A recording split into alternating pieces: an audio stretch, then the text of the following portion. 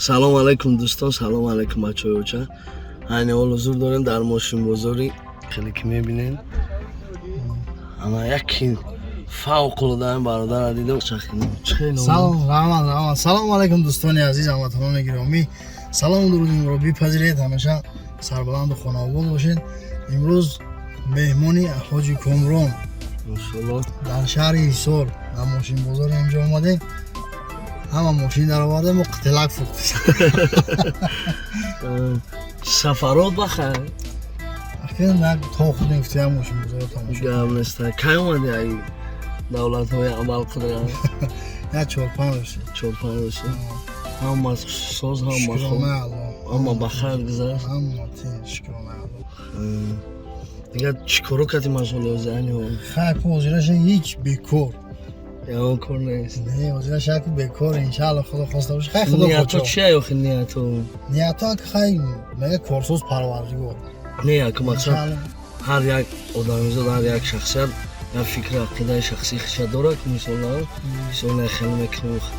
این صحنه را دوام میتی یا که درسی یا که خیر که میبینیم نه میبینیم. اگه چه خیلی بفهمیم واژه خیلی خود میفهمیم. مقصد دعوایی که صحنه پانا میکردیم، مقصد اکتری سر پول میدادیم، این شب پول میدادیم، اون شب پول میدادیم.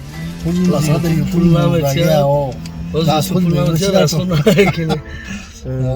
خیلی برادرها در کامنتاری ها نویسین این مردک درش صحنه چه شد دوام چیه یا که چیکو کنه.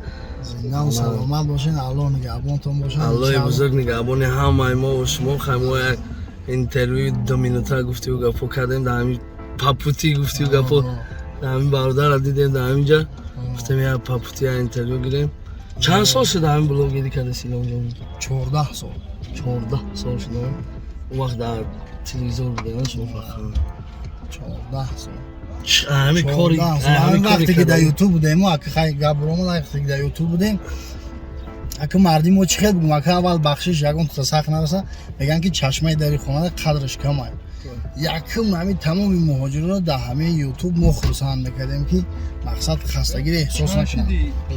خستگی مقصد احساس نکنن. 14 سال ما کار فعالیت کردیم. این روز دقیقه همه دیگه بلوگ یک خطاگی کوچک شد نه بخدا برادرها با یک خطاگی کوچک برادرها را پس نزنین. در امان الله مهربان باشه. خداوند نگهبان همه ما و شما باشه. کلی بنده به خطا نمیشه.